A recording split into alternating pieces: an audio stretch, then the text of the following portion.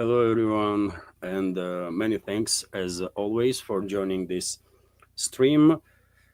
A new summary from Russia program, and today is 4th of August.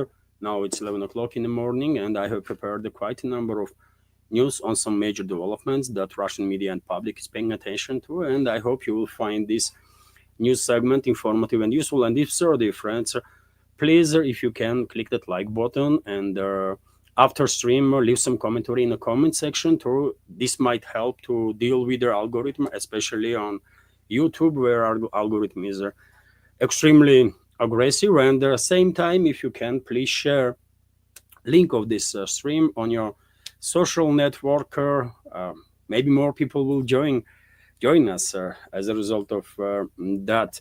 As always, after news segment, dear friends, I will be engaged with the community in the chat, and I will react on questions or the comments that you want to highlight.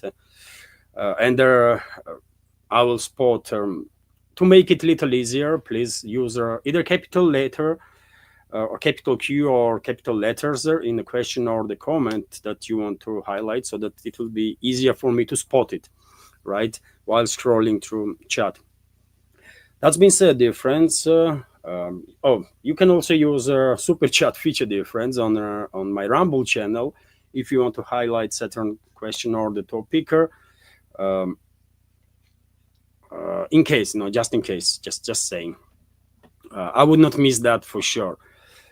And that's been said, dear friends. Let's start today's news segment, and there is quite a lot of news, dear friends, that we will go through in today's update. It is very much possible that this week is going to be a historical week, because we all remember Trump's ultimatum, isn't it, that is going to expire on 8th of August. It's only 4 days left. So therefore, there is a high probability, I will say, that towards the end of this week, we might see some unprecedented scale of escalation between NATO member states and Russia. We will find out. But nevertheless, let's go through some news now, one by one. And traditionally, first of all, report from RIA Novosti about work of Russian air defense systems. Information is based on Defense Ministry's latest update.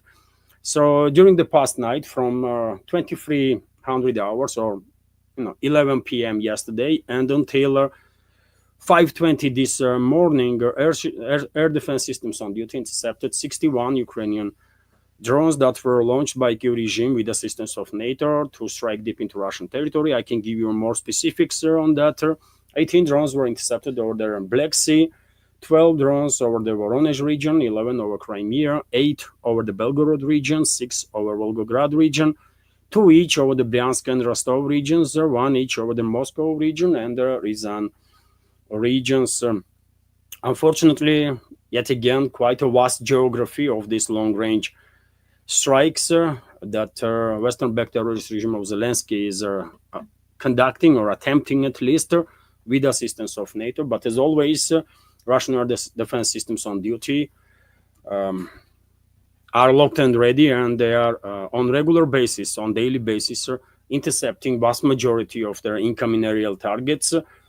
Unfortunately, it is impossible to intercept 100% aerial targets always, constantly, but Russian air defense systems clearly demonstrating high professionalism in this regard. Also, dear friends, Russian armed forces were conducting long-range precise strikes on enemy military and logistical infrastructure. And for example, one of the main direction of Russian strikes was Odessa, military and logistical infrastructure of the Kyiv regime in Odessa. But not just this seaside city, but also explosions were heard in Poltava, Sumy, Kharkov, Chernihiv, and Zhytomyr regions. Earlier today, number of sources reported that Russian armed forces launched 2 Kinzhal missiles to strike a military airfield in Starokonstantinov. Soviet era built military airfield with a lot of underground facilities and also uh, reinforced covers for the planes. And because Russia launched allegedly two Kinjal hypersonic missiles, I guess military intelligence did had information about the deployment of potentially long-range weapon systems, long-range cruise missiles, for example, by NATO in this airfield, or maybe some planes were relocated there to launch cruise missiles to strike deep into Russian territory. We don't know details yet, or maybe during the day, the defense ministry will give us an update on that. And also, dear friends, some 30, 40 minutes before I start this stream, a number of sources also reported that there was a air raid alert all over the Kyiv-controlled territory, and allegedly Russian drones and missiles were in airspace of Kyiv-controlled territory. Let me give you some video on that. So this is the video, dear friends, of this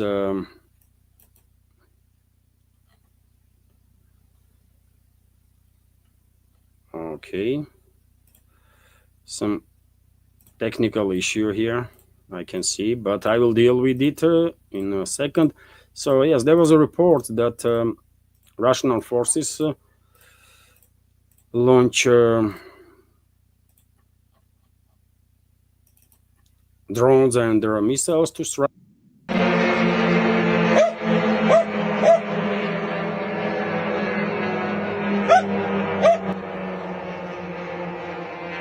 This is Grand drones, dear friends. You can recognize them by triangle silhouette. And well, also reports are that Russian armed forces launched missiles too, potentially Kinjal missiles, but also earlier today there was reports that caliber missile carriers from Russian Black Sea fleet went in open sea to potentially launch caliber missiles also. And maybe later on today we will learn some more about this additional strike on military and logistical infrastructure of the Kyiv regime that happened this morning. Also, dear friends, important news from line of contact that Russian forces have reached the settlement of Radinskaya on the northern western side of Pokrovsk Mirnograd agglomeration, and they're basically at on additional point, basically Russian forces cut main supply and support line for Pokrovsk Mirnograd garrison of the Kyiv regime. This is definitely important development. And same time, Russian armed forces continue their offensive operation inside the Pokrovsk city itself. It's not just the Russian DRGs that now are operating inside the Pokrovsk, but also regular forces are entering southern western parts of this city. So significant progress there. In addition, dear friends, we have this report that well, Russian armed forces did not just enter this settlement of Sukhetskaya or something. Some settlements have quite strange names, by the way, I have to say, even for me that are more or less familiar with names, with toponymic, let's say, in Ukraine. So this Sukhetskaya settlement is under full Russian control now, allegedly, which is on the top of Radinskaya settlement, where Russian armed forces already conducting operations inside the town that is located basically on northern side of Pokrovsk-Mirnograd agglomeration, almost in between the two. In addition, dear friends, probably you have seen in past day or two Russian air strikes and also artillery strikes on a bridge in the Kherson region, bridge that connects so-called Karablь district to main part of the Kherson. This is the bridge, by the way, that you can see now on your screen, where these strikes were taking place. And this is a district itself. I made this screenshot so that you will have a better understanding of area that we are talking about. So this is Karabi district. Karabi means ship, basically, or vessel. And well, let me show you videos, by the way, of these strikes, in case you are not familiar with that. And then I will give you my take on these strikes, what might be the reasoning behind it. For example, let's watch this video here.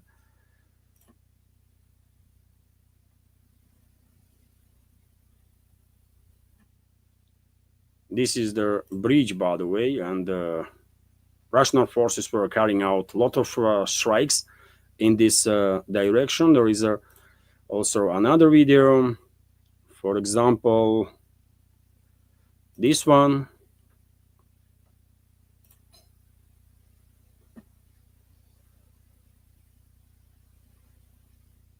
This looks like heavy artillery strikes, and also, dear friends, there was FAP 3000 striker glide bomb strike on this bridge. And because this is a Soviet era built infrastructure, by the way, even FAP 3000 was not enough to completely obliterate bridge. It caused significant damage, obviously, and left quite a wider hole on a bridge surface.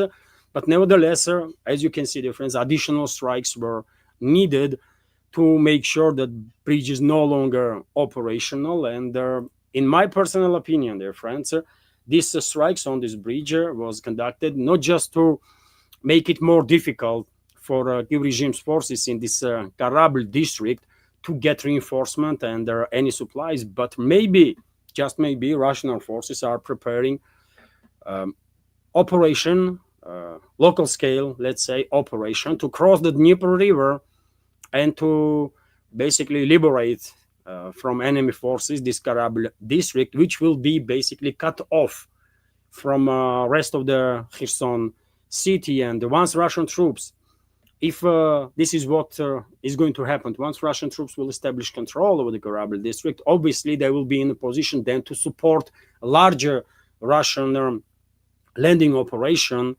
with the crossing of the Dnieper River towards the main part of the Kherson city. So maybe something big, sectoral scale, big is being prepared in this direction. Of course, I will pay attention to developments, and if any update on that, I'll give you additional information. Also, dear friends,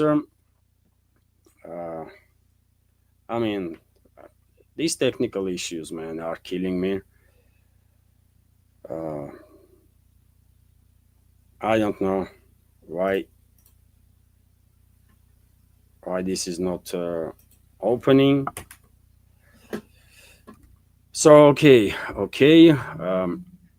Chrome, this is Google Chrome that I'm using, right? And Chrome is quite despicable, seems like a browser, because I have some difficulties with the Chrome constantly, man.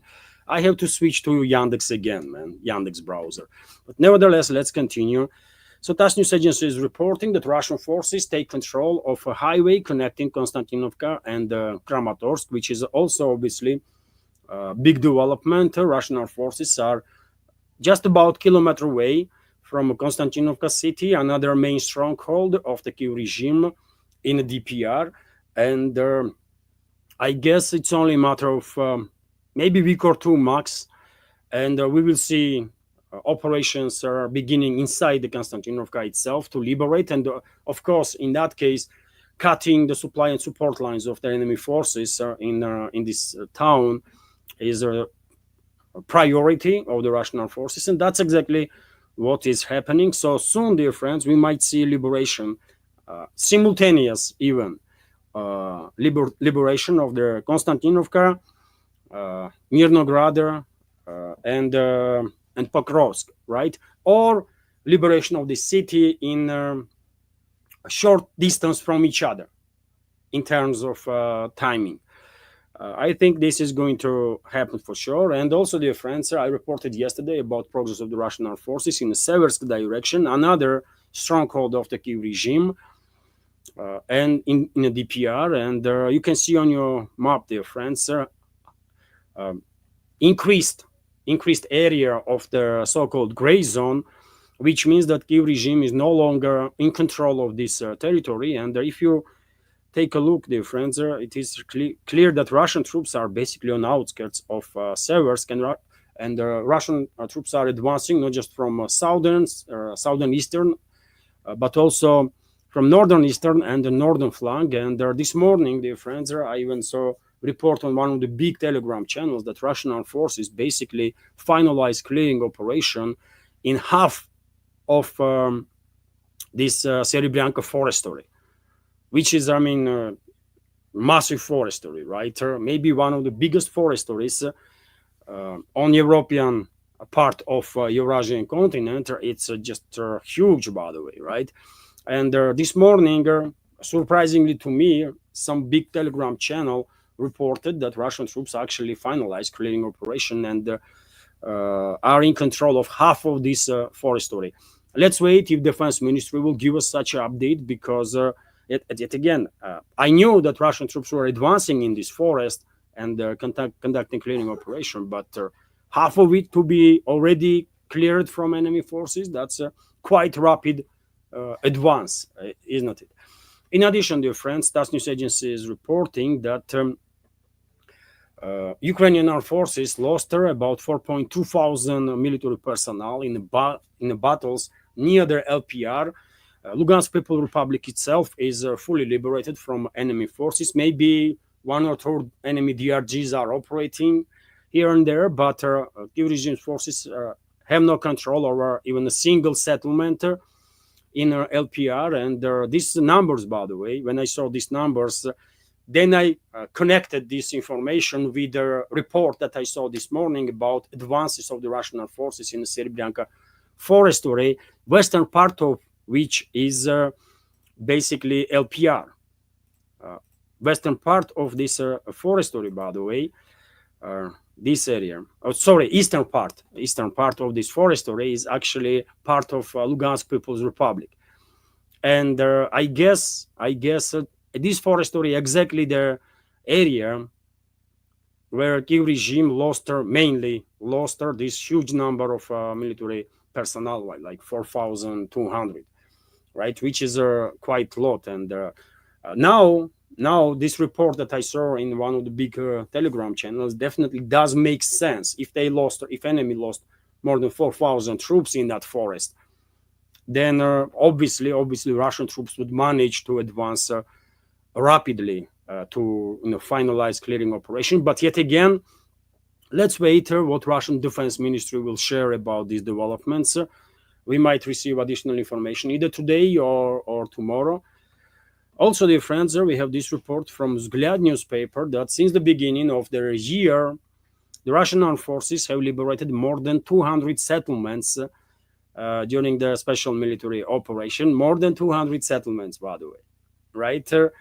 And this is just since the beginning of this year we are talking about. This is big and small cities and towns and villages.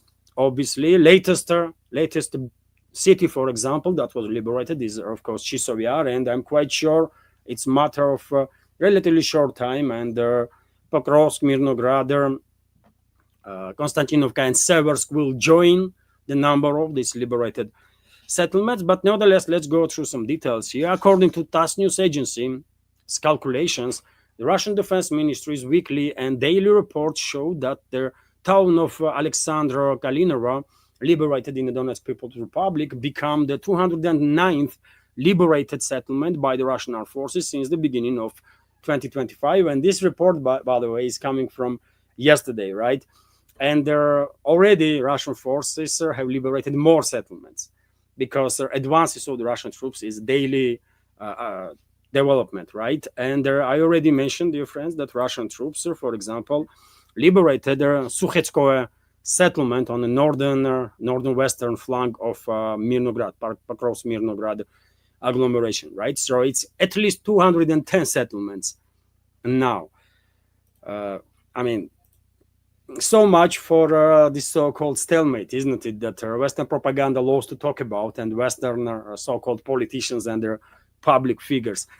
Give them this information, dear friends. Let's see how they will react on that. That's how stalemate looks like when over 200 settlements being liberated by Russian forces. I have different understanding of that word, by the way, stalemate. RT is also reporting that, well, and this is yet again, dear friends, show this reporter to your fellow citizens who don't believe that Nazism and the fascism is an issue on Kiev-controlled territory, because Western propaganda, they always deny existence of Nazi issue or Nazism in Kiev-controlled territory. But in reality, this is a big issue, obviously, and after all, dear friends, you will struggle to find even a single settlement on Kiev-controlled territory where you're not going to see some street being named under the name of after war criminals, mass murderers, Ukrainian Nazi war criminals and mass murderers that were collaborating with the Nazi Germany during the Second World War. Right? And when in every city, every town, you have streets, certain buildings, even universities being named after Nazi war criminals, Ukrainian Nazi war criminals, then it is becoming obvious that this is a state policy, right?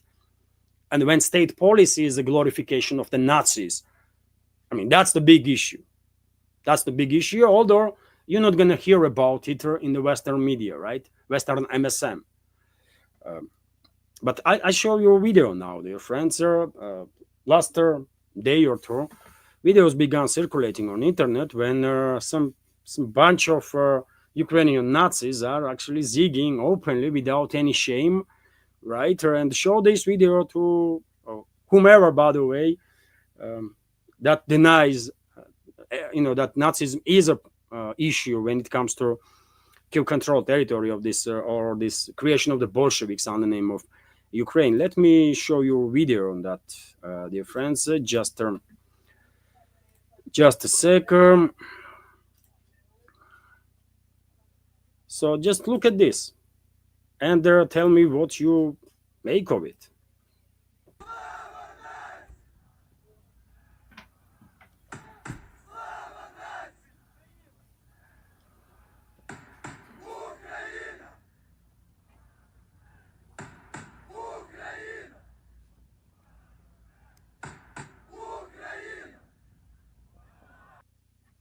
Mm-hmm. Do I have to comment this and explain? Everything is obvious, isn't it? Everything is obvious. Only question one might have: why these Nazis are on the line, are not on the line of contact?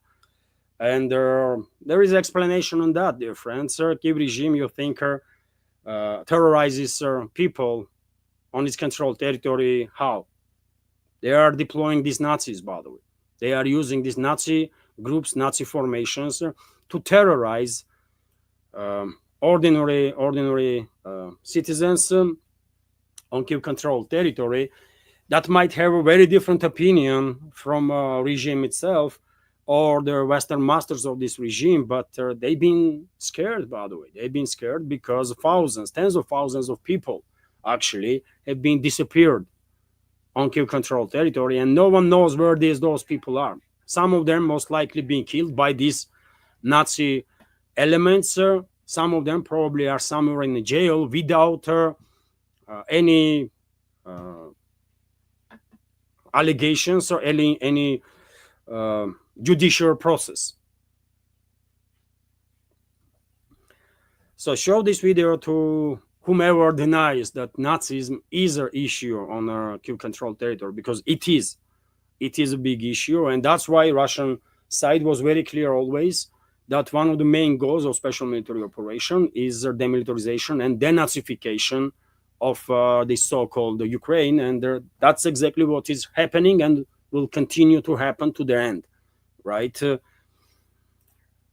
And well, dear friends, before I continue, I will just take a minute. I will just take a minute to basically to basically highlight that this independent media project from Russia is completely subscriber funded, as many of you know. But I will repeat it for new members. And if you like what you see, if you like to help me to maintain this project, if you want to support, you can do it through several means. You can donate to this project through PayPal or Boosty platforms. You can subscribe to my Patreon or Boosty pages, where I have extra content, exclusive content there on my pages. You can use crypto if you are good with that. Although I'm not sure these crypto addresses that I have are actually working, because at least a couple of months there was not single donation through crypto. But nevertheless, there is a crypto option also. I'm going to test it. And during the streams, dear friends, you can use super chat feature on Rumble, where my channel is monetized, and donate through with the super chat. And also you can become a premium subscriber on my Rumble channel. Everything counts. Obviously, everything is a big support, and I'm grateful to everybody who supported and continues to support her and keeps me busy in this field of news and political commentary. So thank you.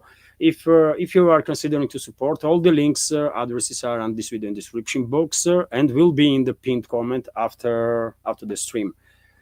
Okay, that's been said, dear friends. Let's continue with some more news. Well, as I said in the beginning, this week, well, might go down in history as a historical one. Maybe even a week when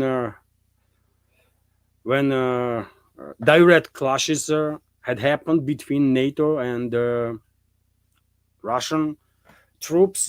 Because, as I said, on 8th of October, on 8th of August, ultimatum will expire that Trump come up with against Russia to basically capitulate, and obviously Moscow has no plans to capitulate before nobody, right?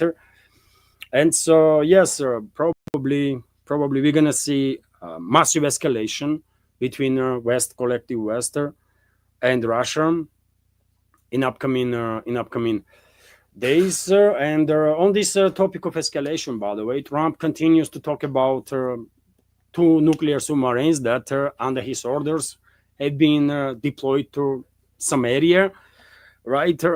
I said previously, while commenting on this subject, that I don't think it is appropriate when presidents are talking about deployment of nuclear submarines, because this is a classified information, right? And I don't know if Trump has authorization to disclose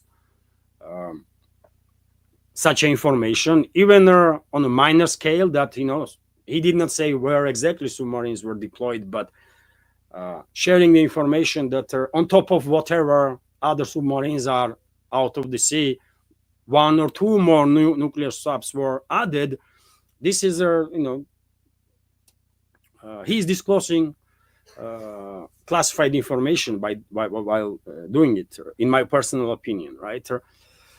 But yes, he continues to talk about these submarines and kind of threaten Russia. Let me give you, for example, short video of his statements.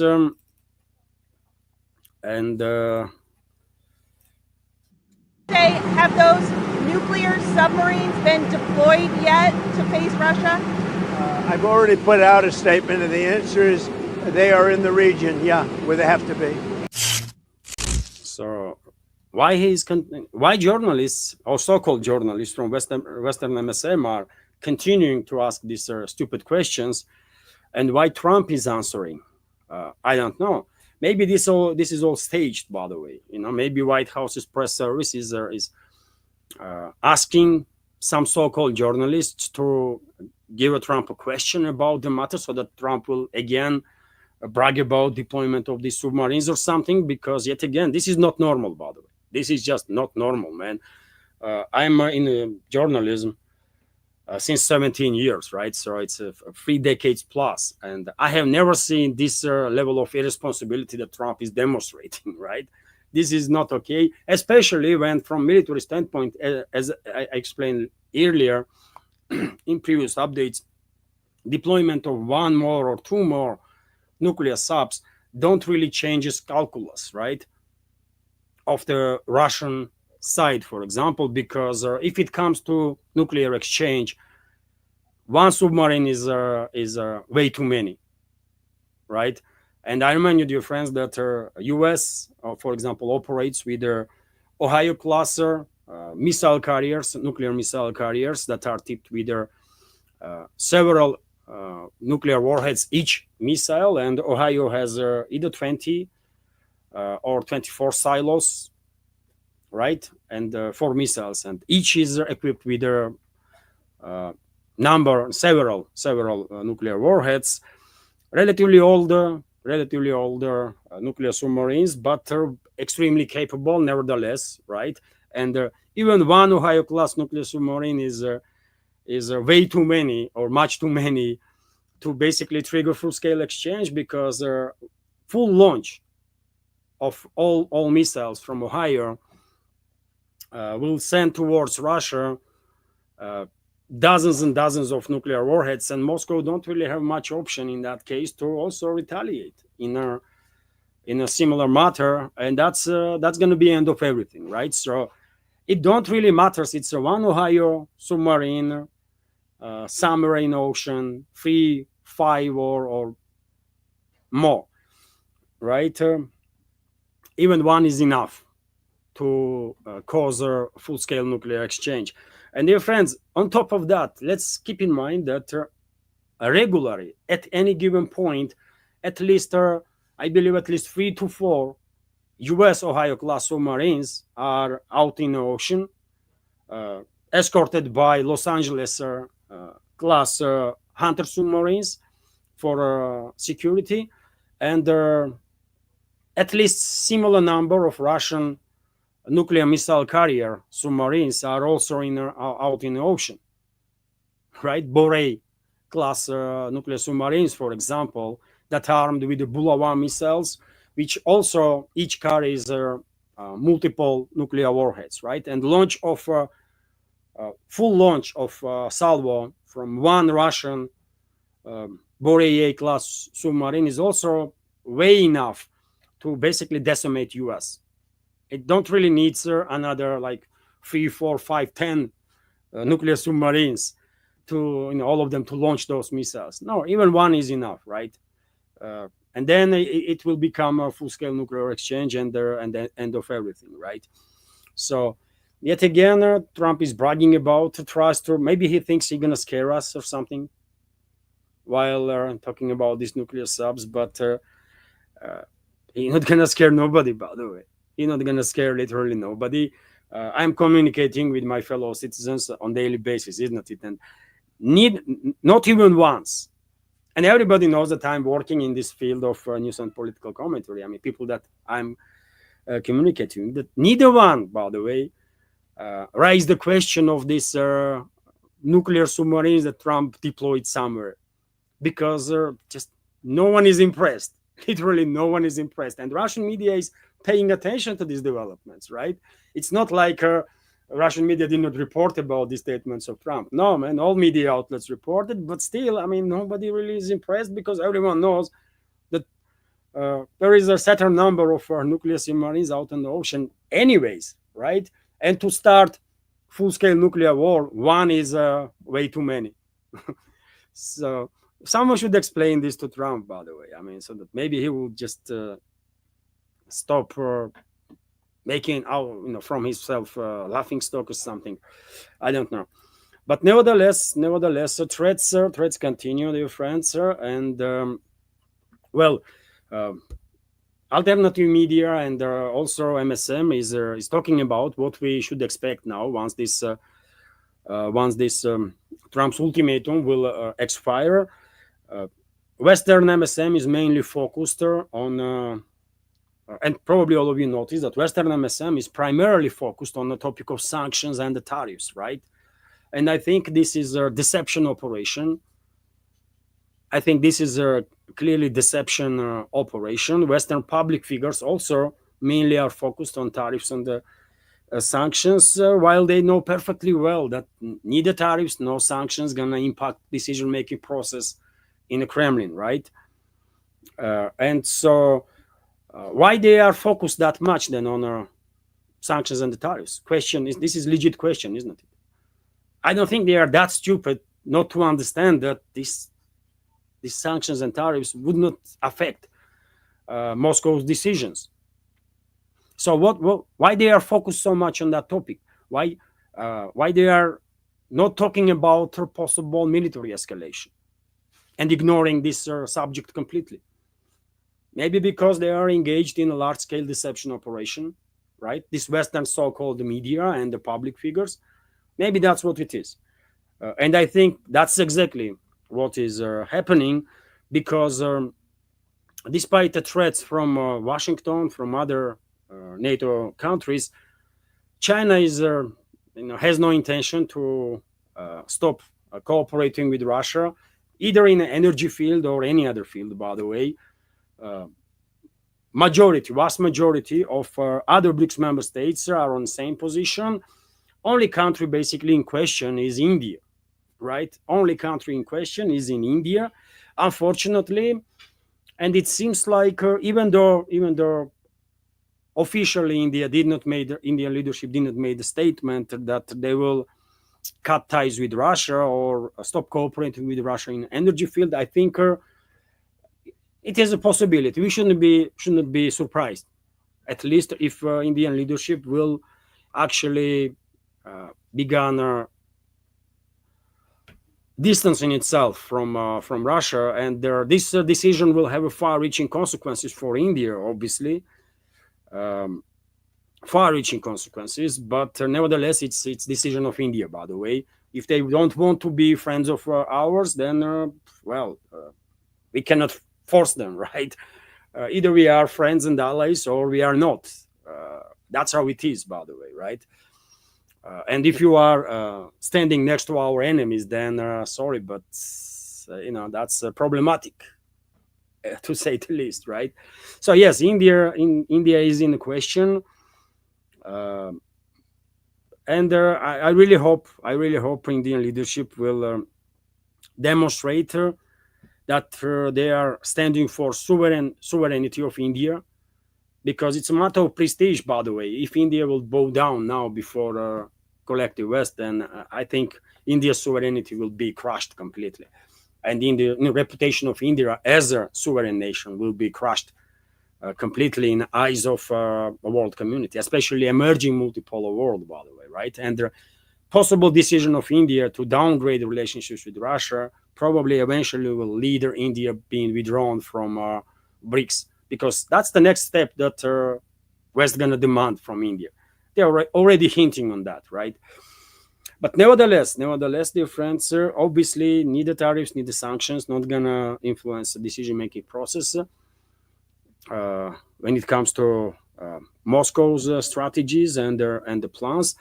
And as I already said, I think we should expect, after this Trump's ultimatum will expire on 8th of August, and maybe even little earlier than that, from 6th to 7th August also, maybe we should expect large-scale cyber attacks on Russian Federation, on different Russian state institutions, or the Russian commercial institutions, businesses, and so on. Same time, we should be ready, and I hope Russian security services are ready to deal with whatever provocations, but among them also to neutralize, for example, potential sabotage activity, large-scale sabotage activity of their assets of the US, UK, France, Germany, and their proxy regime, for example. That might happen either day two before Trump's ultimatum will expire or after that, right? Same time, we should expect a tremendous increase in the long-range strikes deep into Russian territory with the Western drones and the missiles, which will indicate, obviously, which will further indicate high level of direct involvement of the US, UK, and France, also Germany, if Taurus missiles will be used also in this proxy war against Russia. And I think if this will happen, if we will see unprecedented scale of military escalation from NATO side, then I think Russia will, this time Moscow will retaliate. Not just on Kiev control territory against their enemy military and logistical infrastructure, but I think if NATO will dare to basically go ahead with the large-scale strikes on Russia, deep into Russian territory, then I think Russian leadership will not really have an option but to retaliate on military assets of US, military assets of UK, France, and Germany too. Yet again, if German Taurus missiles will be used to strike deep into Russian territory, so we are approaching uncharted territory when anything should be expected. And that's why I said in the beginning that this week may well go down in history as a week when either fourth phase of Third World War has started or direct clashes. Maybe limited scale, but direct clashes between NATO and Russia. I expect this kind of escalation because all these talks about sanctions and tariffs obviously is just a attempt to divert attention of the public. While in reality, I'm quite sure US leadership, UK's leadership, France, Germany, they are working on a military escalation, right? And they will go ahead with that. I think because, I guess Western elites are in this delusional state when they just don't believe that Moscow will retaliate if they will, no matter how much they're going to escalate. I think they really are trapped in that delusional state that they themselves created, right? That Moscow is bluffing, Moscow will not retaliate, Moscow will do nothing. They are wrong. They are wrong, and I said many, many times before that at some point, Russian leadership that definitely wants to avoid next phase of escalation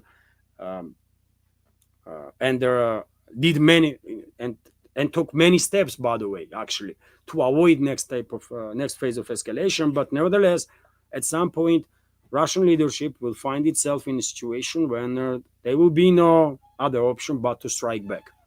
And strike back yet again on military assets of NATO countries that will be directly involved in this potential large-scale deep strikes on Russian territory, including towards Moscow, St. Petersburg, and even far eastward from their line of contact, let's say, right? But nevertheless, Trump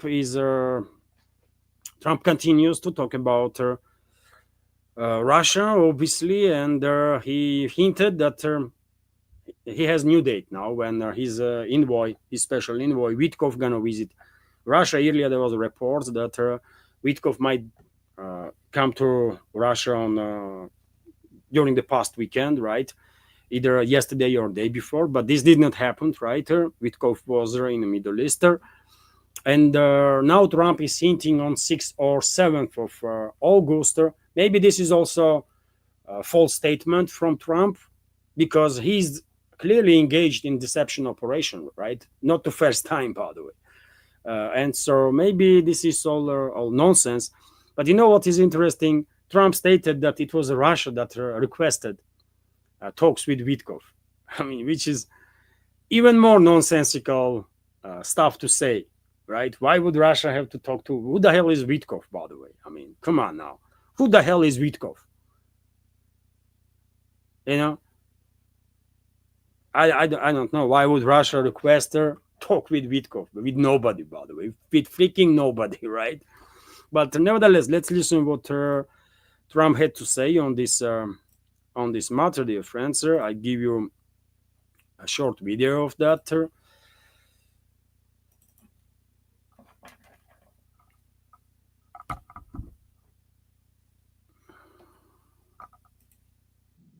Seem to be pretty good at avoiding sanctions. You know, they're wily characters and they're pretty good at avoiding sanctions. So we'll see what happens. But Steve is focused right now on the border in terms of, we're talking about with Gaza, getting people fed.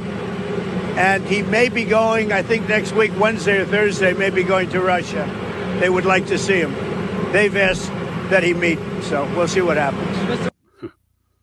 Yet again, do you believe, dear friends, that Russian side actually asked for Witkoff to come and visit Russia? I don't buy this. I mean, what for? What is the point to have talks, by the way, with these individuals from U.S. administration that are clearly engaged in deception operation?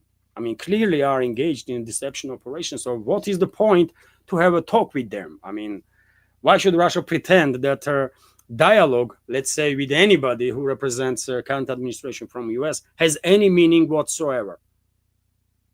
I mean, come on, man, let's be real, right? I said many times before that unfortunately, Western ruling class is clearly become a hostage of its own propaganda.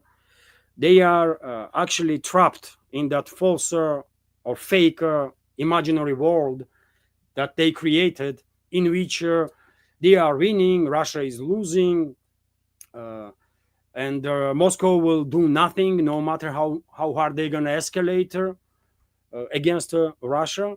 And as long as the Western elites, globalists, neocons, and the rest are in that delusional bubble, they will not be able to actually act adequately, right? They would not be able to acknowledge objective reality or even to recognize objective reality, no matter how many times you're going to tell them that that's what is happening and that's what might happen if you go ahead with the next steps of escalation. Probably they would not be able to understand what you are talking about because they are trapped in that delusional world, right? And only way to bring them to their senses and basically force them to face the reality is to smash them hard, man, right? And I think that's exactly what is going to happen. Because of these delusional Western elites, they will go ahead with next phase of escalation, military escalation. This seems to me absolutely inevitable. And well, Moscow will have no option to retaliate this time. I mean, actually to retaliate and retaliate in such a scale and with such a force that not just Western so-called elites, by the way, but Western public in general would be, shocked, terrified, and shocked, right? And that might actually force not just Western so-called elites to come to their senses, but also majority of the society in the West, at least to begin waking up from their deep sleep, right? Maybe at that point, majority in the West will begin realizing that they went actually way too far, right? And I think that's going to happen. And it's only like days away. It's only days away, by the way. That's my take on the situation. And when that happened, when Russia will strike back, yes, collective West, leadership of collective West will finally come to the terms that they have lost this proxy war, and if they want to survive, they have to face the reality and begin de-escalating, because next phase of escalation after that would be full-scale nuclear exchange and end of everything. That's how scary, by the way, these times are, isn't it? And why? Because of the inadequacy of the Western elites, by the way. I don't think anybody with a good enough level of knowledge will dispute that this crisis that entire humanity is in right now is created because of the inadequate activity of the Western elites. It's just too obvious, right? It's too obvious. Let's continue, dear friends, with some more news. And well, as I said, White House, not just Trump, but representatives of his administration continue to push this narrative of talk about sanctions and tariffs and that kind of stuff. And I said this is an attempt to divert public attention, but nevertheless, India is under heavy pressure And we have this report, for example, from TASS that White House accuses India of financing conflict in Ukraine. White House Deputy Chief of Staff Stephen Miller has made a statement that, in their opinion of U.S. President Donald Trump, India, by buying Russian oil, is financing the conflict in Ukraine. I wonder if U.S. is financing Russia to further continue special military operation while buying Russian enriched uranium, or it does not work unilaterally. I mean, this approach unilaterally to or universally to all sides. No, it's only this principle works only when U.S. don't likes some country, right, or wants to pressure some country. But U.S. itself can buy whatever they want from Russia. It's all okay, right? Unbelievable, by the way. So we have some quotes here. Trump has made clear that it is unacceptable for India to finance this war by buying oil from Russia, Miller told Fox Business. And well, I really hope, by the way, my attitude towards India. I said a million times before that I see India as a main strategical partner after Belarus, obviously, to Russian Federation for many, many reasons, and not just historical. I'm talking about not just about historical ties, but also about objective reality of modern days, right? Just one look at the map will make it easy to understand. I mean, Russia is on north, India is on the south, and China is in between. And yes, Russia and India, in my opinion, are destined to be strategical partners. But nevertheless, it's up to political class of India, isn't it? Which way country will go, and unfortunately, there are voices. There are voices on alternative media also, by the way, and in media field in general, from the experts of all sorts, that India might actually not be able to withstand the pressure and from the West, or from the US, and began deteriorating or downgrading relationships with Russia, initially in energy field, but once this step is made, then this will begin destroying relationships between the two countries in all sectors, right? In all areas, and eventually, if India will bow down to US now, then probably next demand is going to be India's withdrawal from BRICS, and already rumors are circulating on that, isn't it? That well, India might actually leave the BRICS, which would be very unfortunate, by the way, for BRICS and for emerging multipolar world. But yet again, I mean, India is a sovereign country, I want to believe, and has every right to decide which way to go, right? But yes, India is under heavy pressure. Earlier, there was reports that despite the U.S. demands, India will continue to cooperate with Russia. But yet again, skeptical voices on this matter are sounding more louder and louder as time goes by. And let's see. By the way, this morning, a number of Telegram channels. Right before I start this stream, by the way, number of Telegram channels were reporting that India's Prime Minister Modi made a statement, critical statements towards certain countries that he was not mentioning which exactly. Some shots were made, and some commentators on the internet began speculating that India was criticizing Russia. Although he did not mention Russia, he did not say word Russia, by the way. But some are already speculating that he was talking about Russia. I don't know. I'm not going to speculate, by the way. I just don't know. I saw video itself, right? A short video. But nevertheless, until Indian leadership will say it openly, what their position is, I'm not going to believe to no speculations on internet, by the way, because I really want Russia and India to be strategical allies, by the way. So therefore, I'm leaving no room, by the way, for any speculation whatsoever on the topic. Nevertheless, we have global times.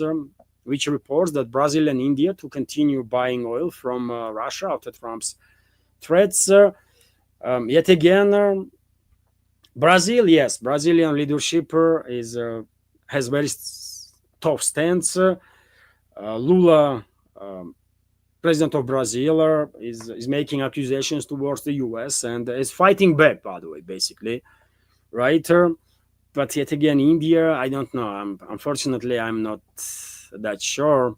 But report is that India and Brazil are interested in energy supplies from Russia and will not give in to threats from U.S. President Donald Trump, who demands that they stop buying Russian oil.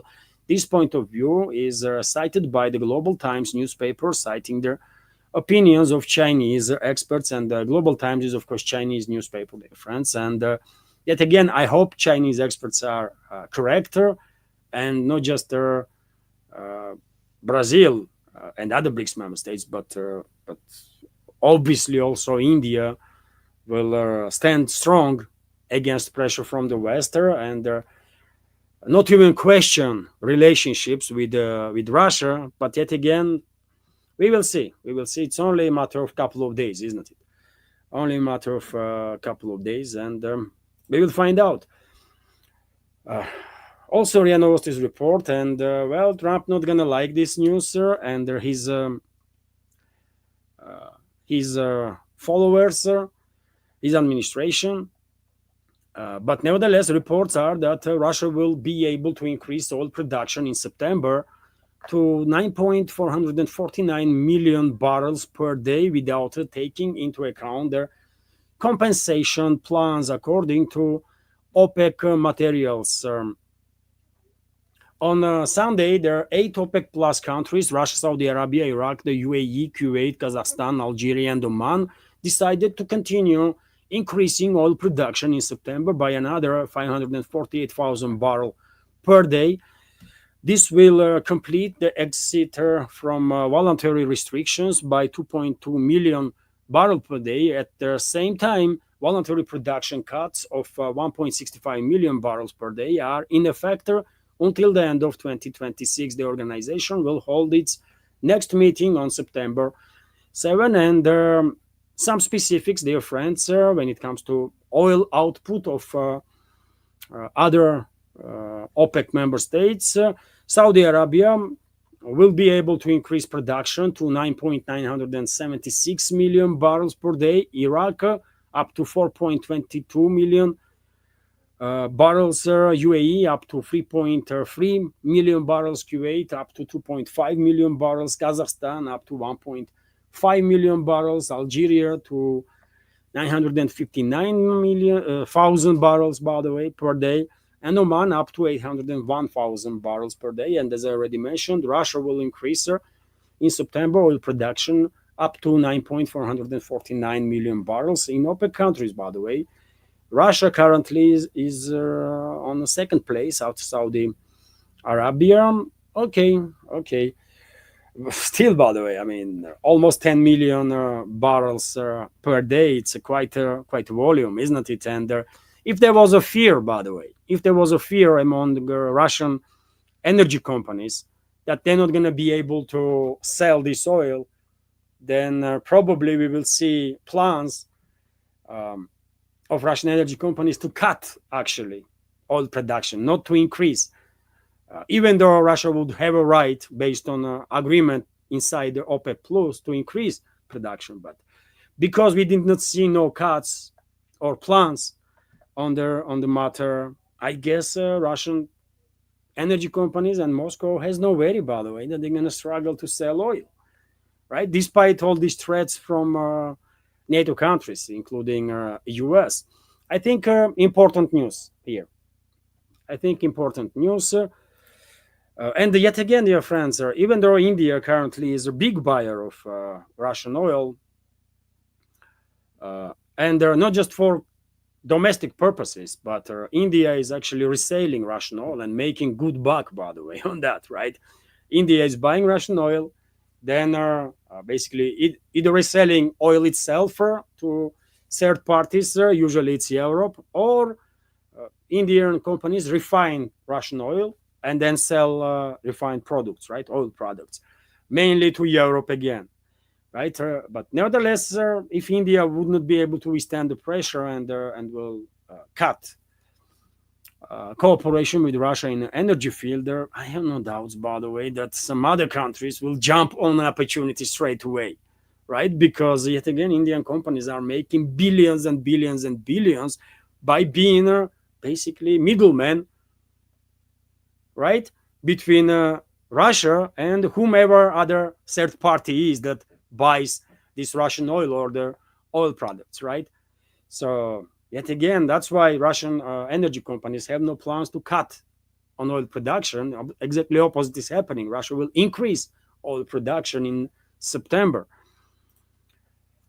Nevertheless, dear friends, I did spoke about a number of BRICS member states, India and others that are experiencing pressure from the West to cut ties with Russia, and of course, West is trying to pressure China too. But well, no one is talking about China being terrified or intimidated by the West, because China just simply don't give a damn about anything that Washington has to say. I mean, literally. Nothing phases China, by the way. They are in charge, by the way, of the situation. They don't give a damn, man. Trump might try a million times to jump out of socks, right? But he would not be able to impress Chinese leadership. He would not be able to intimidate China. And that's why, by the way, there is not even speculations, either in alternative media or in MSM, that, well, China might cut ties with Russia or something. No, nobody even speculates on the matter. Exactly opposite is happening. China will further increase cooperation with Russia, obviously, and it might be Chinese businesses, by the way, that will jump on an opportunity to make billions and billions by being a middleman between Russia and their third countries that will buy Russian oil and oil products, if Indian companies will pull out from this business, right? And nevertheless, it's not just energy, but all other fields. By the way, it's geopolitical stand of China, right? That it just cannot allow collective West to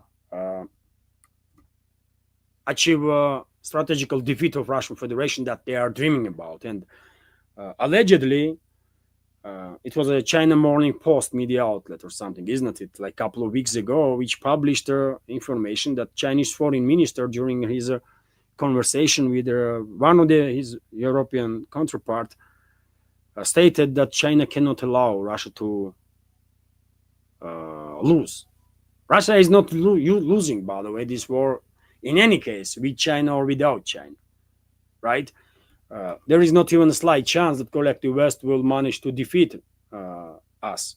It's not happening, by the way. No one can defeat Russia, right? But Chinese leadership was very clear, allegedly based on Chinese media, that they're gonna stand with Russia no matter what, because they know perfectly well they are next, by the way, right? And as a confirmation of this information, we have this report that Russian and Chinese ships enter Sea of Japan as a part of exercises. During the previous days, dear friends, I did share some videos of Chinese military vessels and also information that exercises are going to take place. And exercises has begun, basically. Russian and Chinese ships have gone to sea as a part of a joint exercises Maritime Interaction 2025. The Pacific Fleet Press Service reported Russian Pacific Fleet ships and the vessels of the Russian Navy and the People's Liberation Army Navy of China left Vladivostok for the Sea of Japan to conduct a practical part of the joint exercise Maritime Interaction 2025. The statement said, and so, yes, by the way, I mean, great news. What can I tell?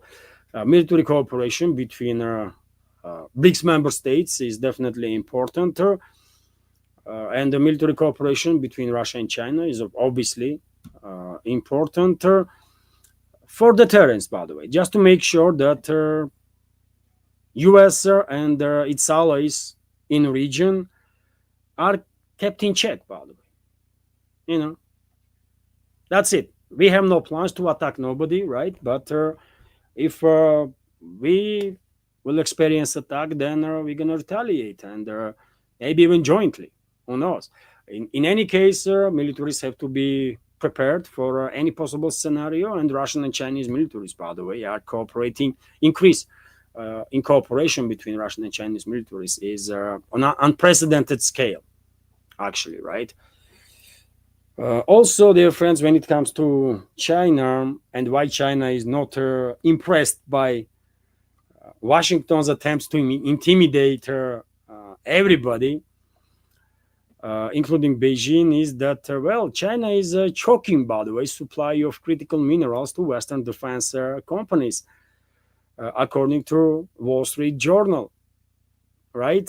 These actions demonstrate Beijing's influence over the supply chains of the American military industry and the Western military industry in general. Publication is specifies, right? And this is important, by the way. This is this is important, by the way. Once again demonstrates that Western ruling class, Western so-called elites need to be need to wake up, because they no longer are in charge of this world. This is no longer geopolitical space where West was dominating without any challenge, right? Multipolar world is emerging, and they have to face this reality, acknowledge this reality, and have some respect for the peoples of this planet, by the way, right? That's all. Otherwise, it's gonna be collective West, by the way, that's gonna be isolated and basically sidelined, right, by rest of the world, which is much bigger than some people in the West might think about. You know.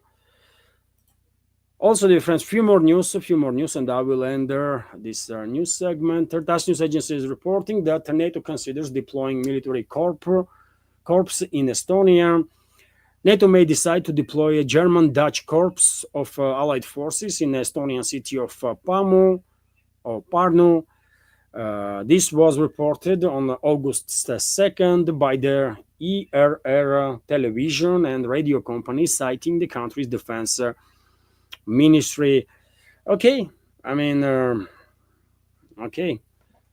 You see, dear friends, West is escalating in Baltics constantly. They are deploying their troops in Baltic republics. They are increasing their presence in Poland, by the way, in Romania, right? They are preparing for war. They are escalating and conducting some provocations against vessels that are connected with Russia in the Baltic Sea. There was already several instances. At one point, Russia had to even retaliate when Estonian vessel was detained in Russian waters, right, as a retaliatory step. And, well, people should pay attention to what is happening. It's a NATO that is bringing more and more of its military personnel and military assets to the Russian border. It's NATO that is actually threatening Russia. And at one point, if Western ruling class would not wake up and begin de-escalating, they might actually trigger, and I'm afraid they will trigger, it seems even inevitable at this point, direct clashes between NATO and Russian troops, and we're gonna smash them hard, man. I'm telling you, we're gonna decimate these NATO units and NATO countries even, in some cases. We're just gonna roll over them, man, with no mercy. I mean, just keep in mind, with no mercy, man. No one should expect any mercy, right, from these NATO countries. They're not gonna be treated as Ukrainians being treated, because Ukrainians, even if they've been brainwashed, significant part of the people, and the rest is afraid to say something. But nevertheless, we still consider, by the way, they to be in part of a Russian world, right? And that's why me and even Russian president, by the way, on several occasions stated that this conflict has elements of the civil war in it, right? And it is a tragedy of the Russian world that collective Western ruling class was able to provoke this civil war, right, inside the Russian world. So we are treating residents of this former Soviet Republic very differently that we're gonna treat our enemies from NATO countries. By the way, everyone should understand this. Everyone should understand this. We're gonna level these countries literally. Just give us a chance. By the way, give us a chance, and we will show you what hell on earth looks like. And this warning from me personally goes to literally every NATO country, especially to these Baltic chihuahuas, by the way, that are really barking too much and are really, really too annoying, by the way. Too annoying, right? Although, I mean, this warning is for all NATO countries. Russia is in a position to literally obliterate every NATO country, literally all of them, by the way, right? At once. And just because Russian leadership was and still is very patient and continues until now to exercise restraint, I mean, no one should be mistaken by that. These are very level-headed policies of the Russian leadership is not a weakness, by the way. It's not a weakness and should not be taken as a weakness. Otherwise, yet again, collect Western ruling class gonna trigger something that they are not ready to handle, by the way. I can say that. Anyways, let's continue. And well, yet another day of fascist Israel genociding Palestinian people. And yet another day when the so-called world community is unable to do something about it, or not willing to do something about it, which is a tragedy, and obviously, and which is a shame of modern world, 100%. And dear friends, propaganda of the Zionists, Zionist control media, Zionist control regimes in the West, and the fascist Israel itself, that there is no starvation in Gaza Strip. No, it's all propaganda. Huh? Look at this video, dear friends. And you tell me what you see on your screen. Just look at this video.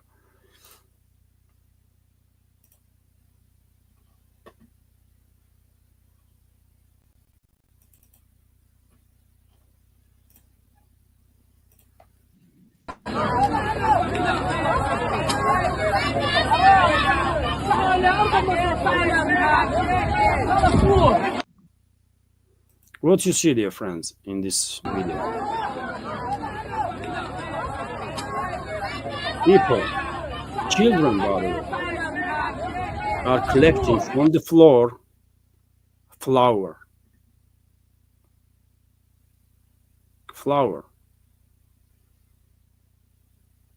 You think people that are not starving will ever do this?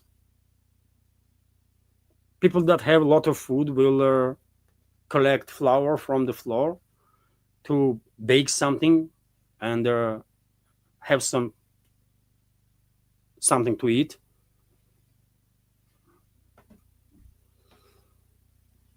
So yet again, only comment I have at this point, by the way, is that fascist Israel has to be demilitarized and denazified. That's it. I don't want to hear nothing from this mass murderer Netanyahu and his genocidal maniacs, right? I don't want to hear nothing from fascist Israelis. I just simply don't consider them worthy, right? They are despicable individuals, obviously, scum of humanity, right? And at this point, I have just one comment: demilitarize, denazify Israel, right? And force it to withdraw from all occupied territories, and to pay compensation to people that they harm. And no matter how many decades it will take, but Israel should pay compensations to everybody who they harm, right? This is only way how Israel might maintain its statehood. By the way, in the borders of 1948, if Israel will actually manage to maintain its statehood at all. It was a grave mistake, obviously, on part of US, USSR, and others who make it possible Israel to be created. It is so obvious now, by the way. It is so obvious. Israel was basically, initially, some might argue that on initial phases, Israel was led not by fascists, but actually left Zionists who were all about cooperating with the locals and so on. But then eventually fascists take over, and the rest is history, by the way. God knows how many people this fascist Israel actually killed in past decades and decades and decades. Not just now, in last 2 years in Gaza, but over decades, by the way. So, and I said, I only have one comment and one demand: demilitarize and denazify Israel, this fascist freaking state, and denazify Israelis, those fascists, by the way. And majority of Israelis, I believe, are fascists, Nazis, by the way, that see other humans as not really humans, but subhumans or something, right? So those psychos need to go under the Denazification program, by the way. It's just too obvious, right? That's my comment on that.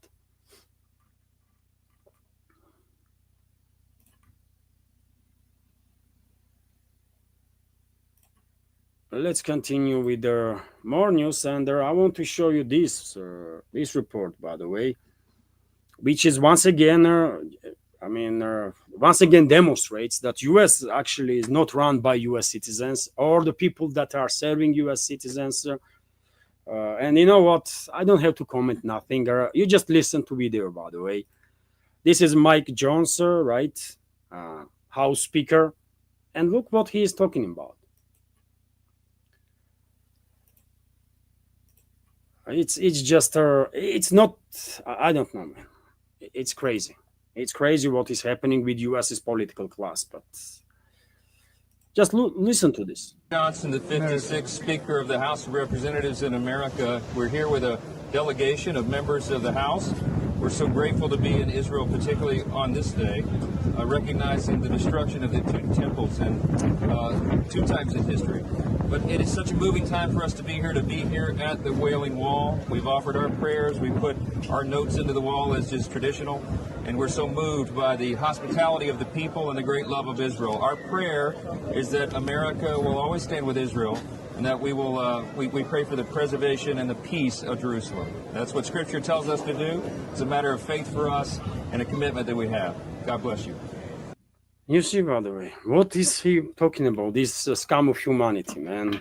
What this scum of humanity is talking about? What Scripture says, by the way, what about Israel? You know, these fanatics, by the way, these psychopaths that call themselves Christians in US, evangelists or whatever they are. I mean, they clearly are psychos, isn't it? Majority of them, it seems to me, because they believe that it's an obligation of the Christians to, like, preserve Israel, to be supportive of Israel no matter what. No, man, these people are not Christians. These fucking animals, these dirty fucking animals are not Christians, man. And should not be seen as a Christians. This bitch is not a Christian. What is his freaking name, man? This despicable scum of humanity, Mike Johnson or whatever, right? This bitch is not Christian, man. This dirty fucking animal, man. Because Christianity is not teaching nothing about supporting fascists, by the way, either in Israel or outside of Israel. And Christianity definitely not teaching to support fascist freaking Israel, man. What the hell? Who told these bitches that they are Christians at all? I don't know, man. I wake up, for God's sake. What the hell is wrong with these dirty fucking animals, man? Right? Sorry for my French, but I mean, this is just way too much, man. What the heck is happening, though? And how come that this dirty fucking animal calls himself a Christian? He says nothing about tens of thousands of children that being killed by fascist Israelis just few kilometers away from wall that he stands, and he's talking about some freaking fascist Israel. Unbelievable, man. US citizens have to wake up, man. US citizens have to freaking wake up, because this is not normal, man. They have to reclaim their own country. This is not normal, man. What the hell?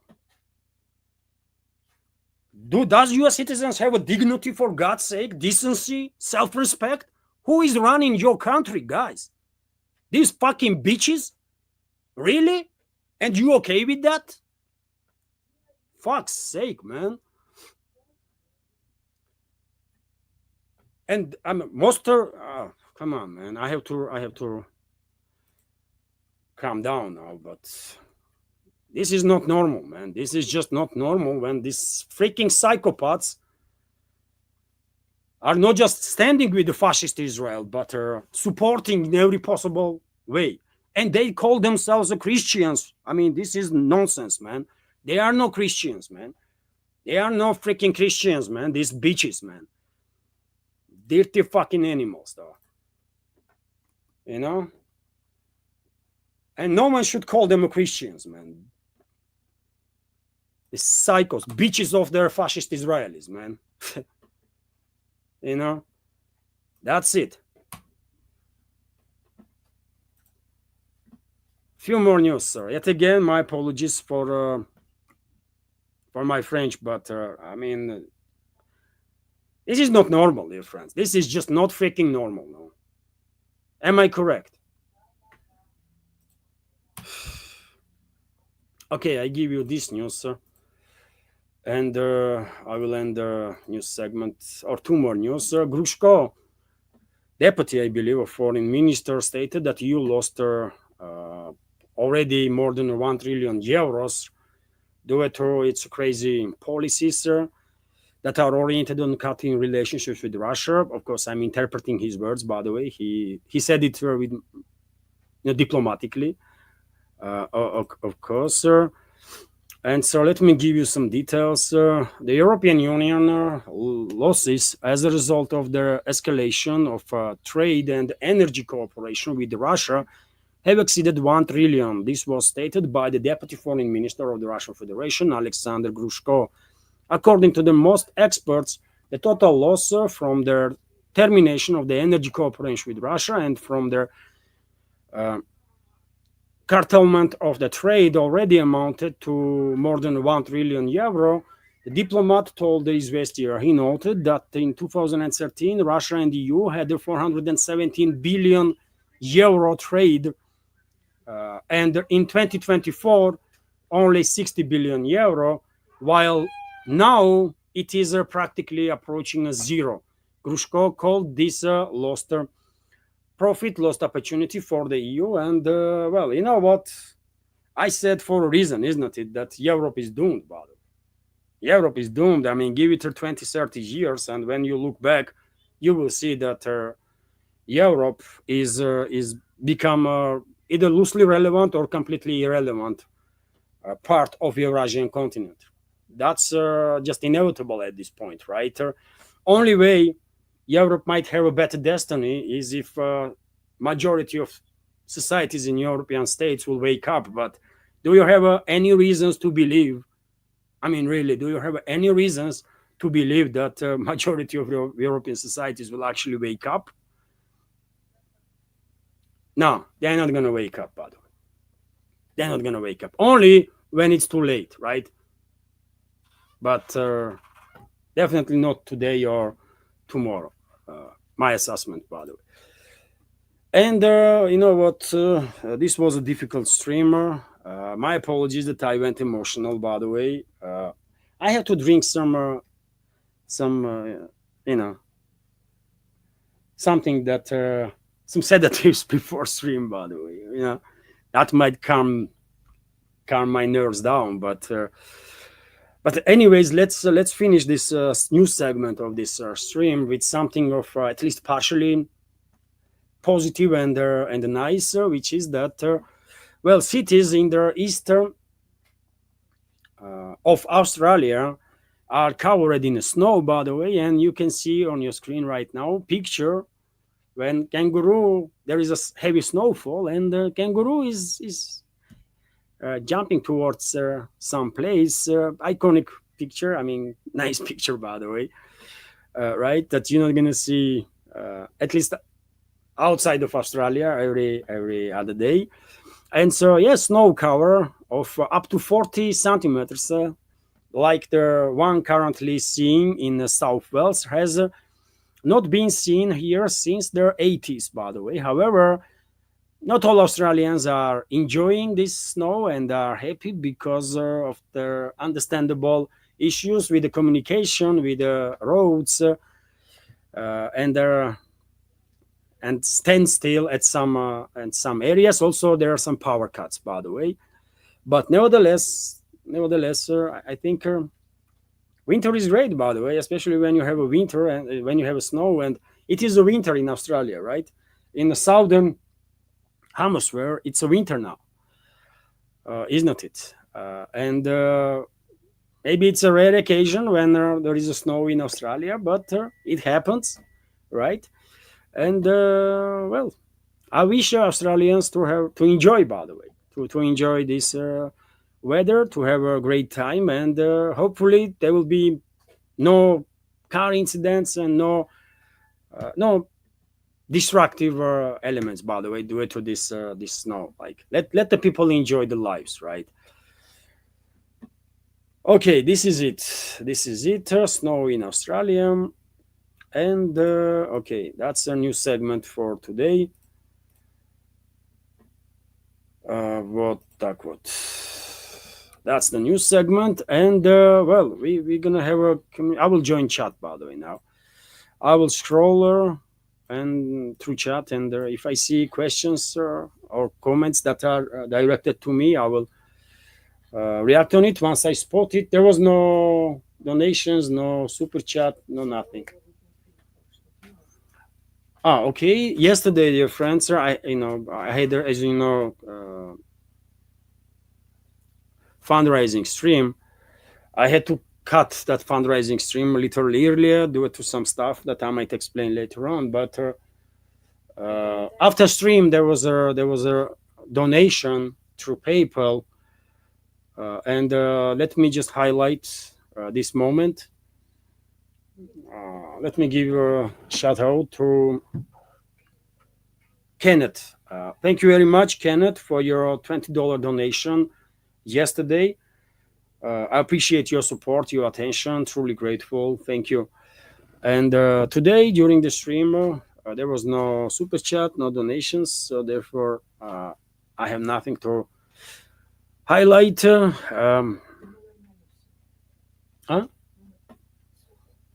Okay. And that's great, by the way. Yesterday, why I cut this live stream? Because we received call from Moscow exactly when I was on air, by the way, that there was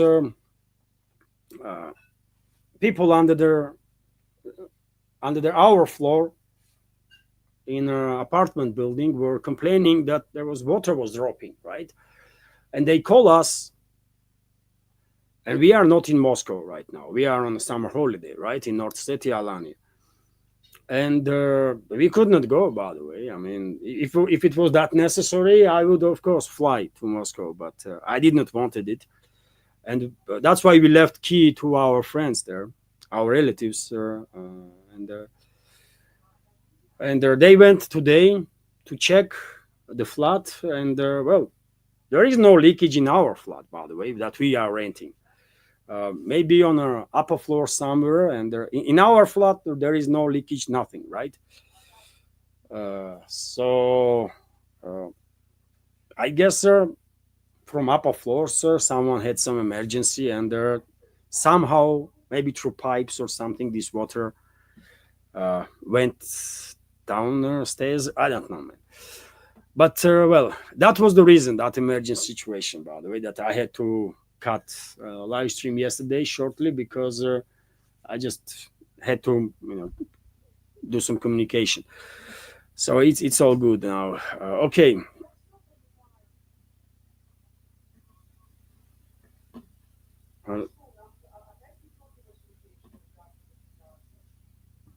Reoler Mako is asking,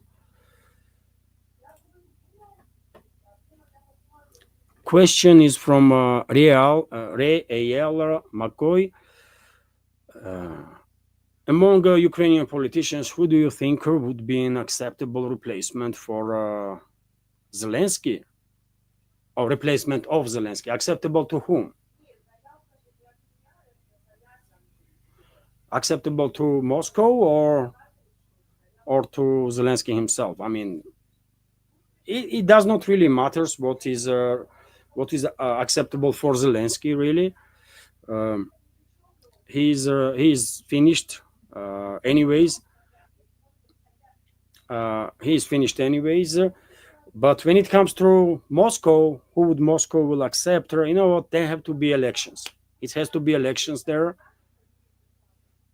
Some elections, and whomever will be supported, they will have legitimacy, right? It's not up to who would Moscow accept or not. If someone was elected and has a legitimacy, then that's how it is, right?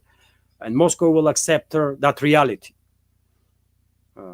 In case of Zelensky, his legitimacy has expired long ago, right?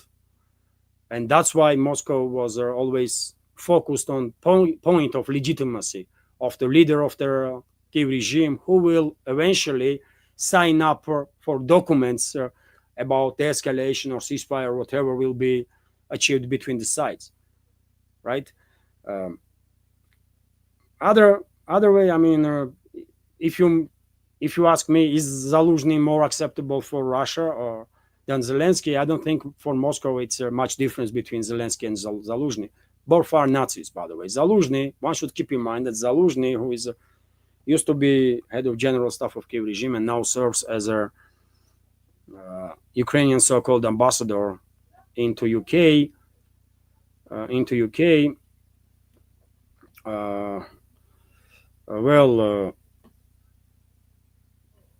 He's linked, directly linked with Nazis, right?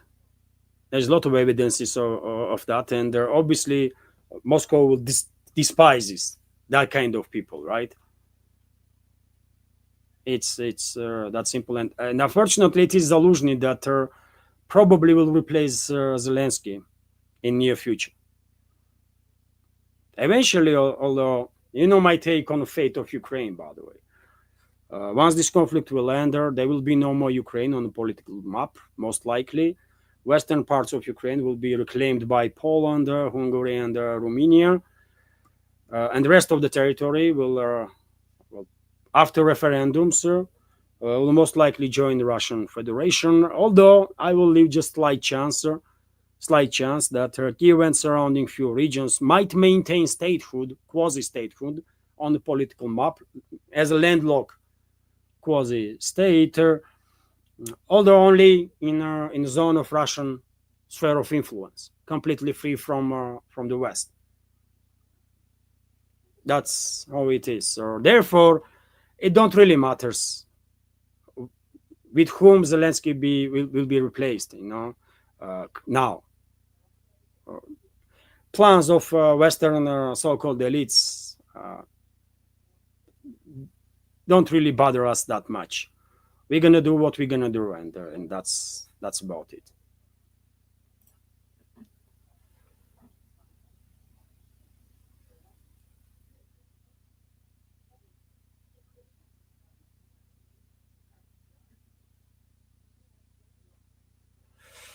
I'm scrolling the friends. If I see questions, I will react on it. Nidish Kumar is asking, Levan, did you fix your water problem at home? Yes, I mean, Nidish was yesterday during the stream, and yes, right now I can hear. There are also, my wife is communicating, and our friends went there. We left keys, by the way, right? Just in case. And so our friends went there into our flat, checked there, everything is okay, no issues there. Uh, Ань, Ань, а что происходит? Все нормально же? Там сварка нужна. Что-то там вот прям протекает где-то через стояк ванную. Ну, потом объясню. Окей.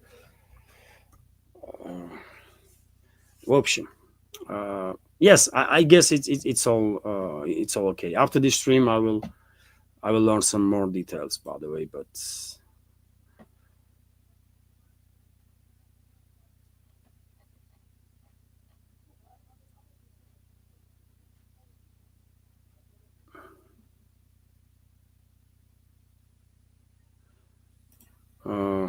just me is commenting. Use Brave web browser. Thank you for your feedback, for your comment. I might. At one point, I did try to use it. Maybe I will return to that.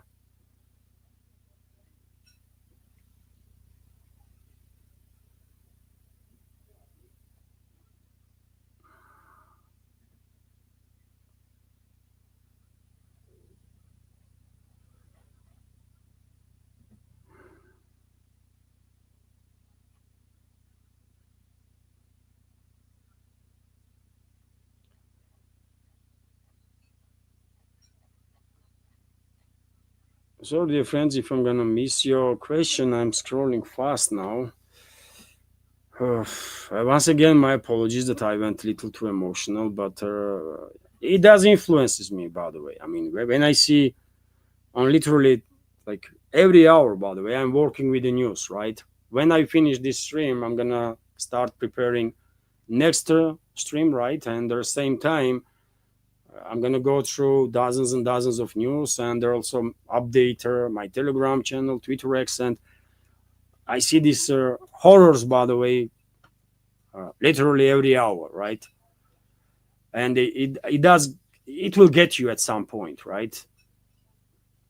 And you know, and you might go emotional at one point, and you know. My apologies. Nevertheless, my apologies that I was a little emotional. I meant everything that I said, by the way, but still, way that I said it, these emotions was a bit too much.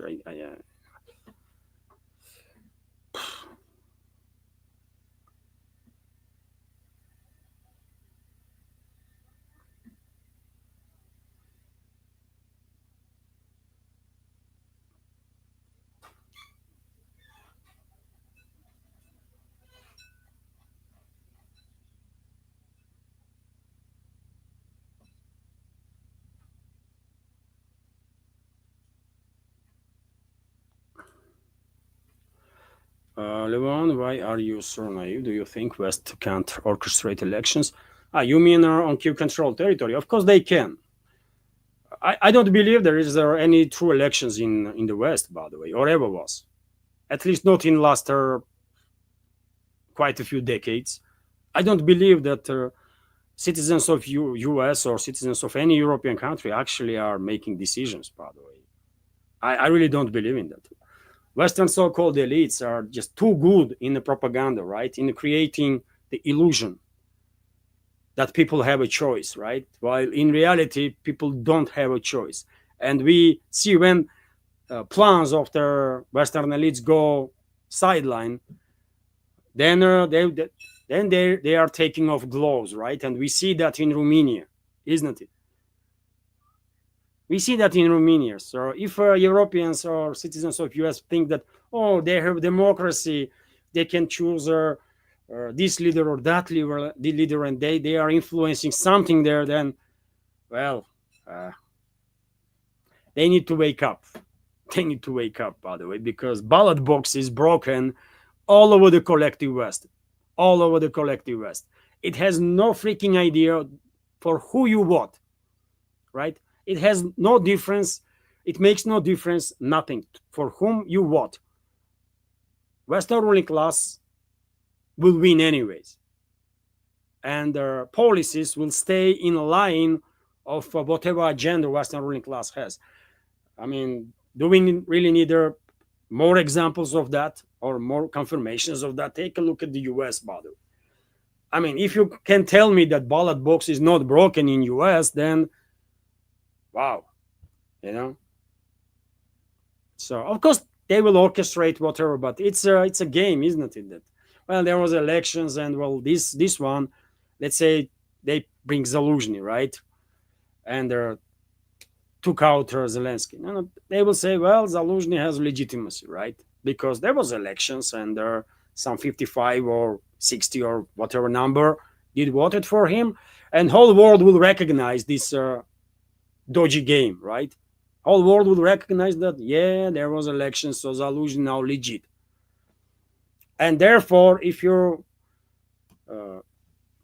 there will be any agreement between, let's say, Moscow and Kiev, then whomever will be kind of elected there, in reality appointed, that person will sign up for the papers, and the whole world will recognize that that person had a legitimacy to do so. It's all fake. We are living in a fake world, by the way, don't we? Almost everything is fake in this world. I like it or not, but almost everything is fake, man. You know, especially in the West, by the way, that loves to talk with the rest of the world, or is if they have some high moral ground or something. I'm talking about Western elites, by the way. Obviously, I'm not talking about ordinary people there. While if you are objective, you will recognize that most disgusting, most despicable people in this world are exactly Western elites. You will struggle to find more despicable elements in this world than Western so-called elites are, man. Am I correct?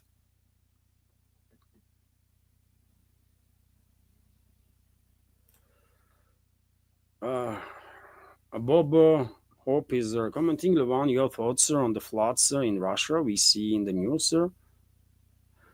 There was some floods, by the way, in southern Russia, Krasnodar region, I believe. And there was also landslides, by the way, in Kabardino-Balkaria. That was, isn't it? Here, Northern Caucasus region.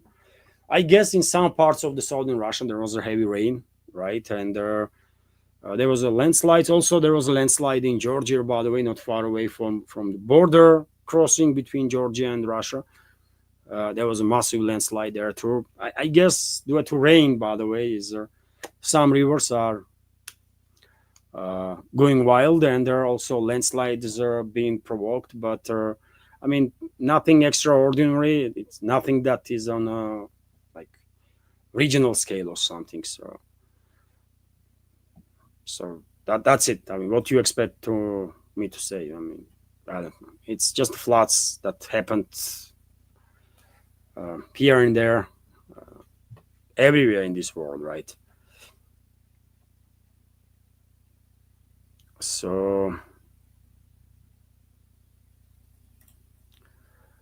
Jensen is asking, why does Moscow waste time to entertain Witkoff? They are all deceptive liars, regardless of what happens afterwards when Lindsay goes to golf with their champ.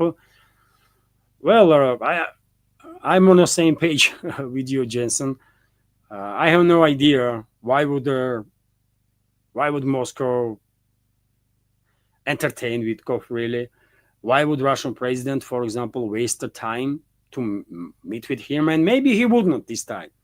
Maybe he wouldn't bother, right? Because I don't think there is any illusions in the Russian leadership that talks right now, by the way, until Western ruling class is forced basically to acknowledge objective reality. I don't think Russian leadership has any doubts that any talks with the Western representatives has no meaning. Once Western ruling class is forced to acknowledge objective reality, then talks will become meaningful, right? But now, not really, because the West is completely engaged in a deception. They are using so-called diplomacy for deception. They are lying constantly, and why should Russia play these games, really? So therefore, I said yesterday that I hope Russian president would not meet with Witkoff, and I will say same today. I hope Russian president will waste not even a second to entertaining this freaking idiot that Witkoff is, man. That's it, right? And genocidal maniac, by the way. Let's keep in mind that Witkoff is an active supporter of fascist Israel, right? And he is a despicable scum of humanity. That's what he is. Everybody who supports fascist Israel is a scum of humanity, man. That's it, man. Everybody who supports fascist Israel is a scum of humanity. Period. If Israel was decent state, whole different story, but modern Israel is a fascist state, and I don't think any truly moral individual, people that have a dignity, decency, humanity, can support this fascist state, man. No, impossible, right? Only degenerates can. I think so, man. I'm quite sure about it. That's how it is, man.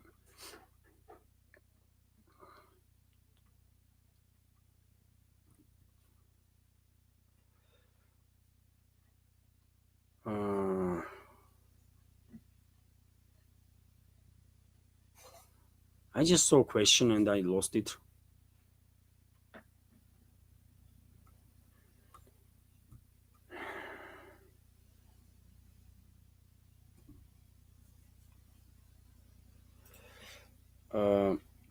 Arkan Electric is commenting or asking, have you seen any news regarding their Spetsnaz operation in the Oblast, Nikolaev region? We call it Oblast, by the way. And in the West, it's translated as a region, which purportedly resulted in the capture of several UK soldiers and the NATO officials. No, Arcana, Eclectic, I have not seen reports about this in official media. So, and I did not see Russian Defense Ministry reporting about it. So therefore, I cannot give you information on that. All right. There might be some speculations on internet. I have heard about this story, but I cannot give you speculation, isn't it, as a actual true, because I just don't know. If I'm not sure in something, if I did not see at least several sources confirming same story, then I will just hesitate to confirm or deny something, or I just don't know. But I have heard story that there was certain operations, and UK, I guess talk was about British mercenaries, right? Did end up in a prison, and there are, by the way, quite a lot of POWs in Russian hands when it comes to NATO mercenaries. So I don't have no official information on that. So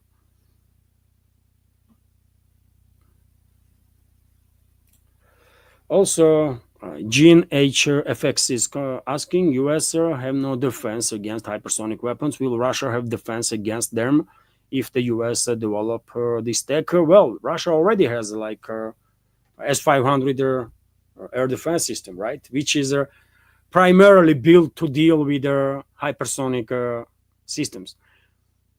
So it's already in service, by the way. So Russia was simultaneously developing not just hypersonic missile systems, strike systems, but also hypersonic air defense systems. And S-500 has hypersonic interceptors. You might even have seen launch of S-500 missile. It's just unbelievably fast. It just and it's gone, right? So Russia already has in service, by the way, active service actually. S500, and reports are that already S550 is also has been deployed. So yes, Russia can deal with their hypersonic weapon systems. There is such a defense system in place, but yet again, we should keep in mind, dear friends, that it is practically impossible to intercept 100% of aerial targets, no matter how good your air defense systems are. I mean, we should keep that in mind also. Yes, Russia has a means to intercept hypersonic weapon systems, but does it give us a guarantee that if, for example, 100 hypersonic missiles have been launched towards Russia, none of them will manage to bypass our defense system? No, I don't think anybody can give you such guarantee.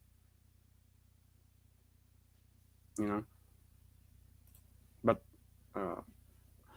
but air defense system that can deal with their hypersonic missiles definitely is in Russian arsenal now. S500, S550. I believe S350 can deal with their hypersonic missiles too. S400 can deal with their hypersonic missiles potentially, but S500 can deal for sure, by the way. This system was built for this purpose.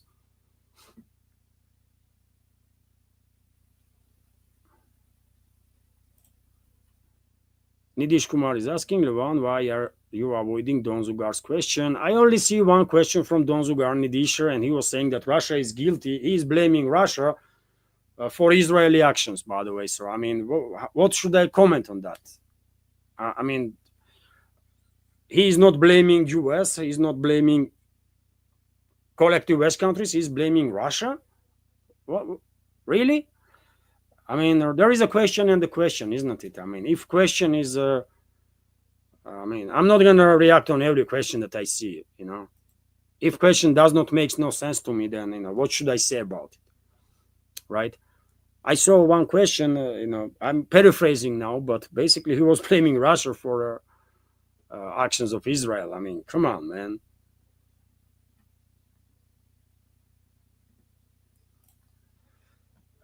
Cassandra Kurz is commenting, asking, I want to travel to the far east of Russia, near Vladivostok. Can other languages be used, or is it strictly Russian? I mean, if you know English, that would be helpful, of course. Many people here in Russia do speak English. Maybe not.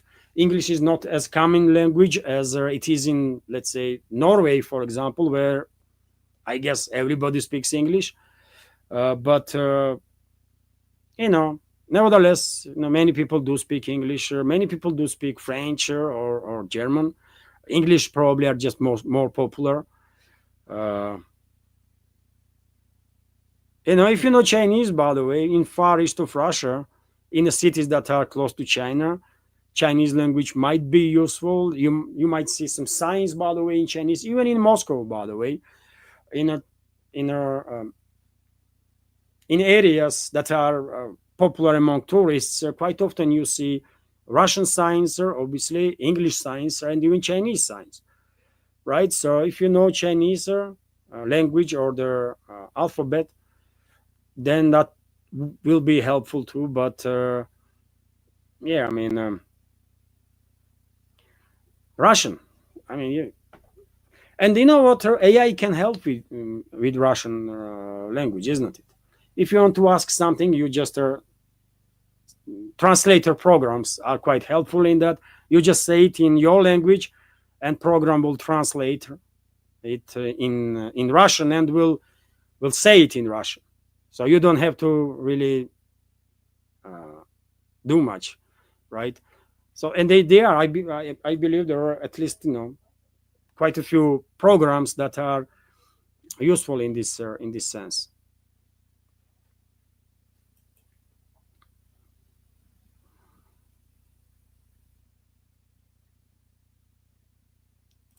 I mean, good question from Smokey Sally. Why is Lindsey Graham acting like he is a president or king of the USA? I mean, maybe because he's frontman of neocons that are actually in charge there, or the deep state also, and he feels like he is powerful, right? He's acting like being powerful, while in reality he is just basically spokesperson for the neocons and the deep state. But he's probably just went into role too much, and he's actually acting like he's like someone of importance. Well, in reality, neither he, neither Trump, neither anybody, by the way, in U.S. administration or their political class has any weight as a politicians. They all are basically puppets of their deep state, puppets of Zionists, and puppets of globalists, and so on. I don't believe in U.S. political system there is even a single truly independent politician that serves the people and wants to serve the people, right? That level of corruption that the U.S. political system is built on would not allow any decent human being to be part of it. It's just either system will corrupt the person or system will push the person out. So if you see anybody in being a part of the system, you know that person is corrupt. That's how it is.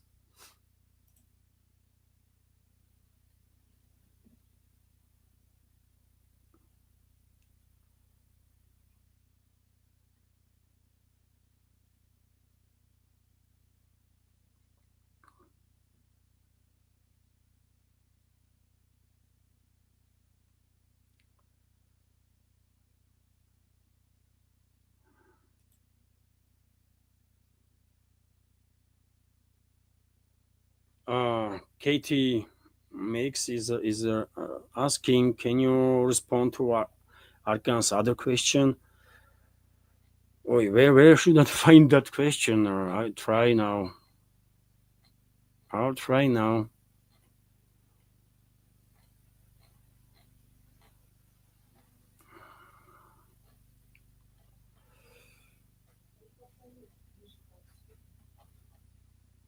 It's towards the end.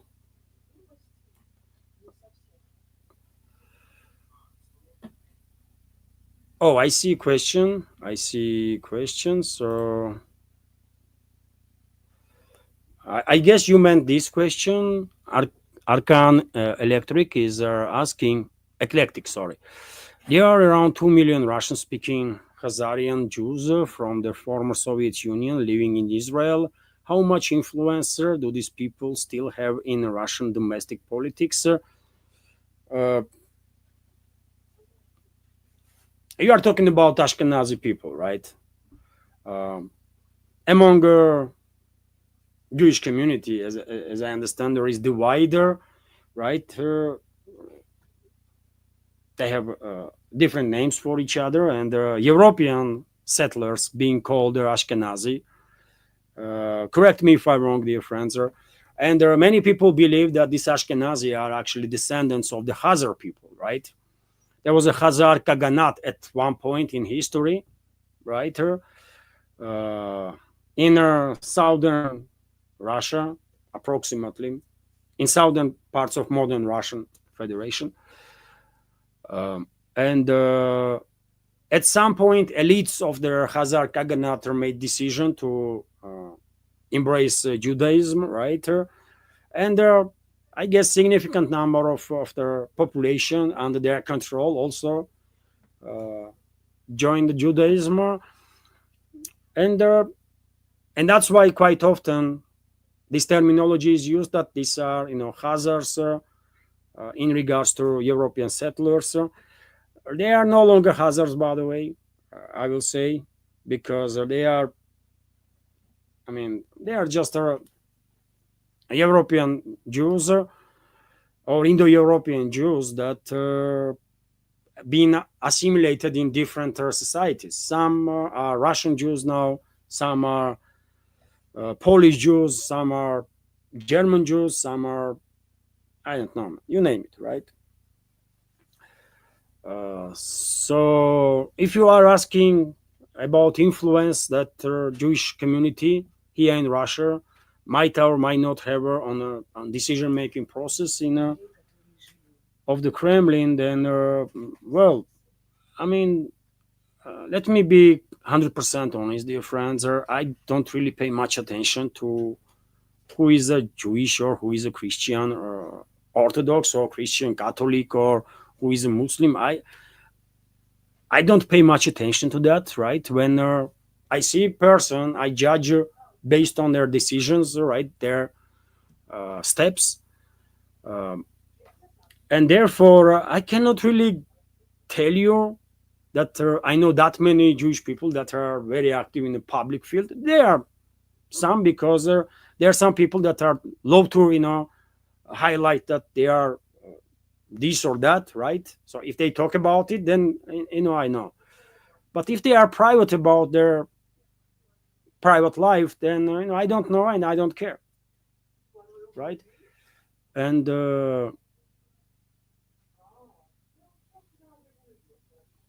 I don't know how to even answer. They are Russians. Russian Jews are Russians, by the way, right? And they have a same influencer and on political processes in Russia as any other group does. I guess, right? Definitely, among oligarchs, there are quite a few Jews, right? And oligarchs or multi-billionaires do have a different level of influence, obviously, right? But do they actually influence policies of the Kremlin? I don't think so. I don't think so, by the way. I mean, I guess Russian President Putin already demonstrated that his policies are based on interests of the Russian Federation as he sees these interests, and he just don't give a damn who will agree with him or not, from his inner circle or from their elites, right? Financial elites or political elites or whatever. I mean, he is a battle-hardened politician, by the way, one of the heavyweights, right? One of the few heavyweights in politics right now on a global scale. And I don't think anybody can influence really his decision-making process, any group or something. He has his vision, what should be done, how and why, and he probably has a couple of people from his close inner circle that he's, exchanging maybe opinions on some matters, and the religion of those people definitely has no influence on the policies. I'm quite sure about it. So,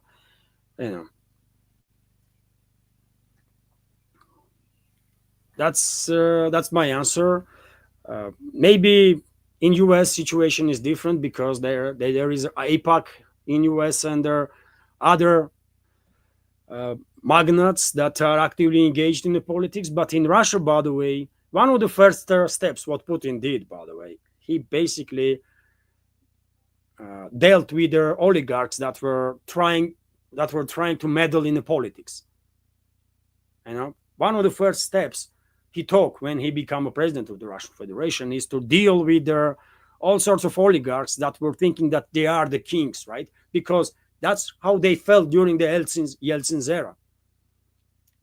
And Putin just let everybody know that Yeltsin's era is finished, and now state is run based on national interests, and that's it, right? And either everyone follows national interests or else.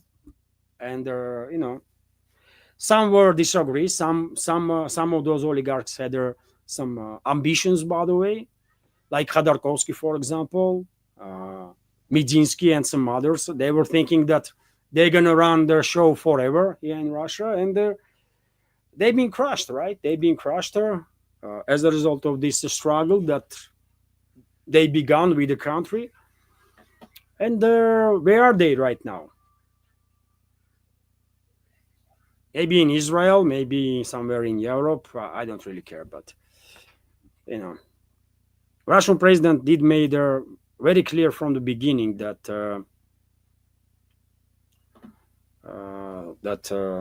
business should do business and stay out of politics. And this was a right decision, I believe.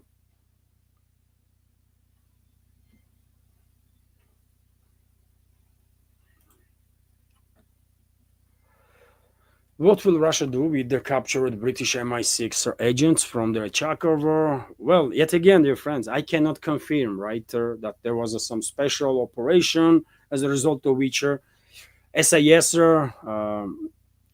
members were arrested, or British intelligence members, or the officers, or whatever. Rumors are circulating, right? But let's wait until the defense ministry will make statement or something. Or at least some official media will begin reporting about it based on their sources, right?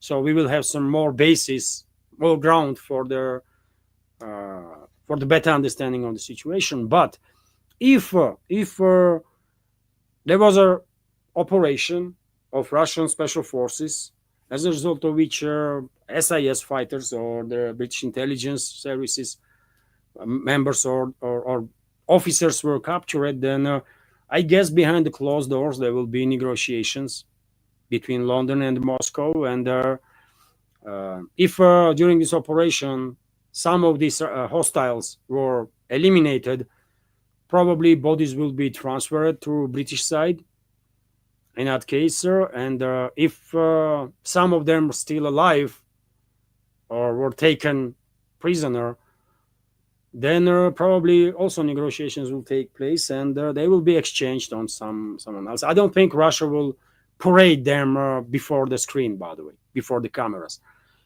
I don't think so. Maybe Russia will never even acknowledge that something like that had happened. Whoever was captured alive will be alive, by the way. They're not going to be tortured or killed or something. No, they will be treated even though they should not be treated based on Geneva Convention, because they are designated as terrorists, right? Mercenaries and the terrorists, and the Geneva Convention is not working on those.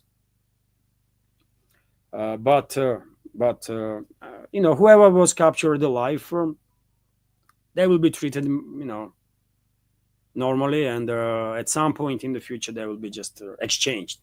They're not going to be released just like that, but they will be exchanged. But yet again, let's wait for some more information, because people are talking about this operation that happened in Nikolai region, while we don't really have much knowledge about it, right? We just need some more information on that. Maybe it's just fake news, by the way. How we know that it's not, right?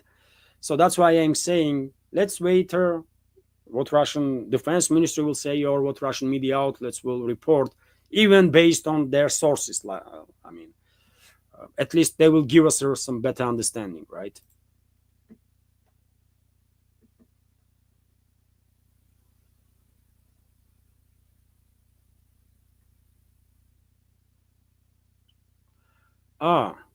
Okay. Kate makes his commenting that eclectic might mentor Israel, not necessarily Russia. And when it comes to potential influence of the Russian Jewish community on Israel, I don't think they have any influence on Israel either. Israeli policies, I really don't. And I'm quite sure, dear friends, that vast majority of Russian Jews are tremendously critical of actions of the Israeli regime. Our Jews, by the way, are our Jews. They are not like Israelis, man. Right? And majority of society here, despite what religion you have or what ethnicity you are, majority stands on high moral grounds, right? And when something is wrong, and majority acknowledges it straight away. So if you conduct study here in Russia, vast majority will say Israel is committing war crimes and cannot be justified ever by anything. So I don't think Russian Jewish society, Jewish community has any influence on Israeli policies whatsoever. I don't think so. Unfortunately, unfortunately, many Israelis of Soviet descent, let's say, are among these ultra radicalized elements, right? They've been, I don't know how they've been brainwashed, by the way. They grew up in the Soviet Union where brotherhood and respect was a key in society, right? And how they've been brainwashed so much so that they become Israeli fascists now, I just don't get it. Many of them, right? Not all of them, obviously, but many of them. But they've been indoctrinated in this craziness inside the Israel, by the way. So there is no connection there between Soviet expats or between Soviet citizens that went to Israel when borders were open and our Jewish community. There is no parallels there whatsoever. Those people, by the way, were indoctrinated in this craziness inside the Israel. They left Soviet Union normal, like normal people, right? With the beliefs in high morality and dignity and everything, right? Everything normal. But then somehow they've been brainwashed, by the way, in Israel and then become more this radicalized horde, right? That's how it is.